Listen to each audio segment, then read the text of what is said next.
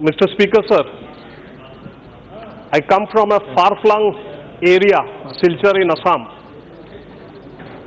Medically, we have been very deprived. I entered medical college in the year 1989, and 30 years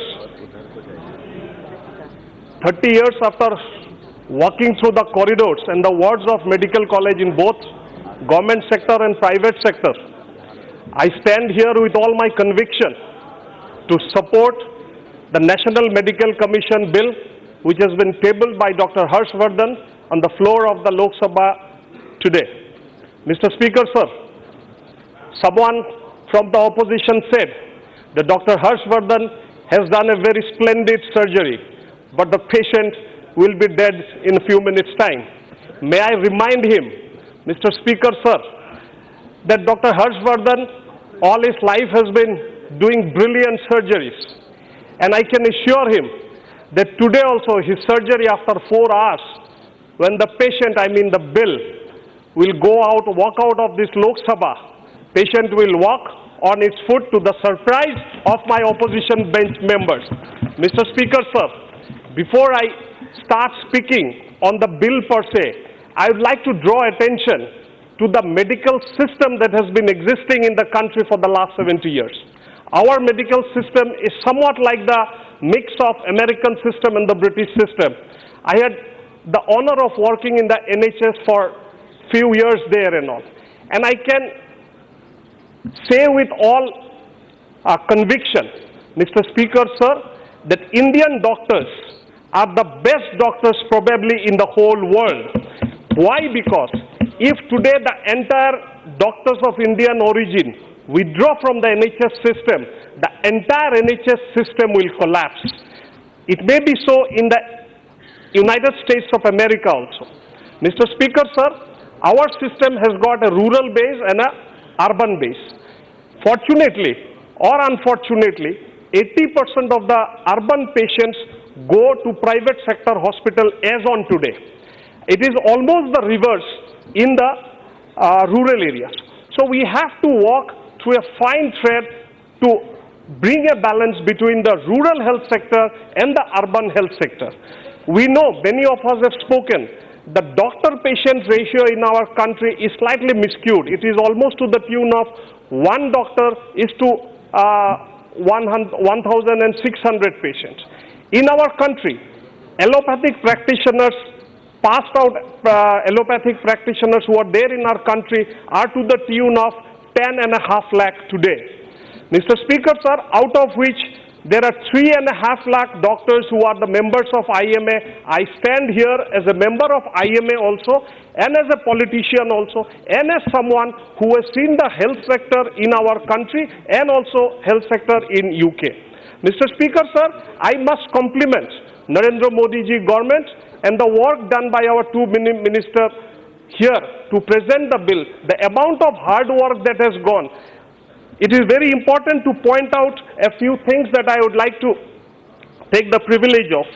Mr. Speaker, sir,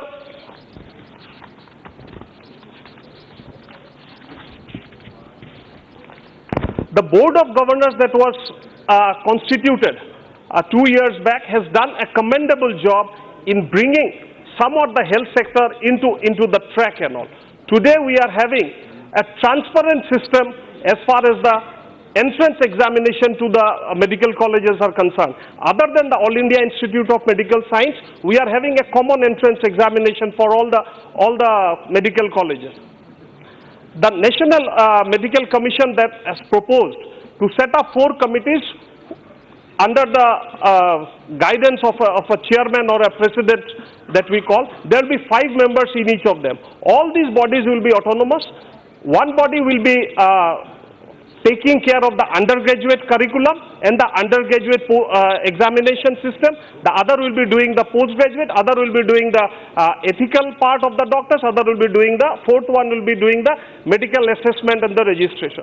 So you have work which is absolutely divided, unlike what was there in the previous system, and that was the reason why we had corruption in the previous form of medical system there.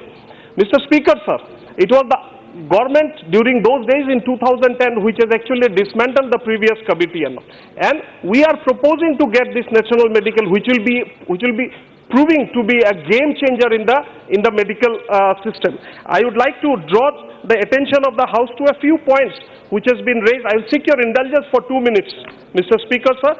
Few of our opposition members have raised the question that next is not to the tune that the doctors are actually liking it. May I remind them that if someone fails in next, they have questioned what's to be done. My counter question to them is, if someone fails in Bachelor of Engineering or someone fails in BA or BSc or BCom, what do? They appear for a second time or a third time. So similar things will happen here. They will appear for a second term and third term. If they pass, well and good, they go into the system. If they fail, I think the bill needs to answer those important areas which Dr. Harshvardhan will probably be looking into it.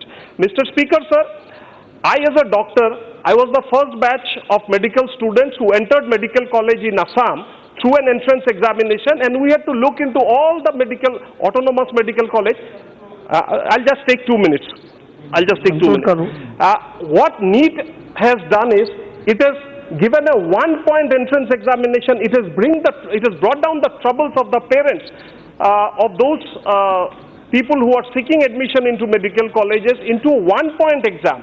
Similar things will happen now when I know that many of my family members or many of my relatives or kids of my friends will try for postgraduate entrance examination. There will be only a single route of entry, which is absolutely correct in this situation. Kindly conclude. Mr. Speaker, sir, regarding transparency in the National Medical Council, you have to declare your assets and liabilities at the time of induction and also at the time of demitting the office. Thank you. Mr. Speaker, sir, one last point I would like to say. There has been opposition primarily from doctors. There was a survey which was conducted amongst the doctors, and it is astonishing to know, Mr. Speaker, sir, that only 8.75% of the doctors have actually read the bill, and only further 25% have known of the bill through the social media. Anupriya ji. It is very pertinent to mention here that you should not just oppose for the sake of opposing. Come and study the bill. If there are any clarification required, our minister will be more than happy to do it.